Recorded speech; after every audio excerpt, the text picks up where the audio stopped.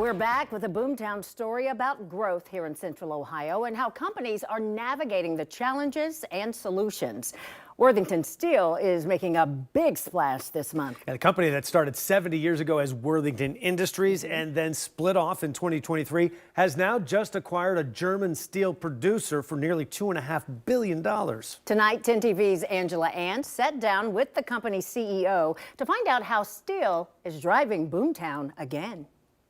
So let's talk about the German company Klockner. Yes. And what made Worthington Steel look to them to help you guys grow? It was a large company, so there's a lot of scale, a lot of synergies, all good things for the shareholders. But more importantly, I think it's what it did for the relationships with customers and suppliers. We had customers that they wanted us to have a broader geographic reach. They wanted us to be able to supply metals and provide capabilities that maybe we weren't today. And we wanted to get into additional end markets and diversify the portfolio. And so this allowed us to really cover all those bases. So making a big splash with this type of acquisition right now, I think was critical so that we can enjoy that growth, not just immediately, but for the next decade or two.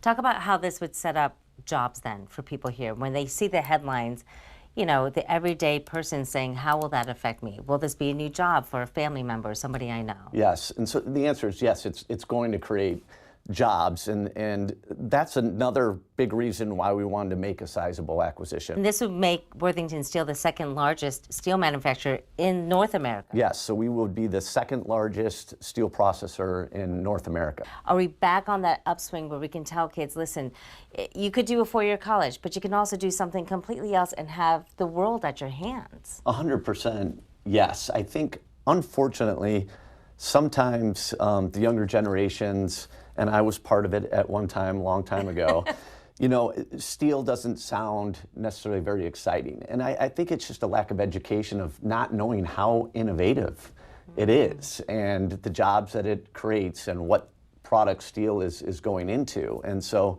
a big mission of mine, we want to make sure we're educating all the kids in high school or middle school on the career path that they could have by going into steel. Yeah, so much to it. You want more? I do. You can see more of Angela's conversation with Jeff Gilmore streaming tomorrow night on a new episode of This Week in Boomtown. It drops at 9 p.m. on 10 TV Plus. Just download it on your TV. You can watch it all for free.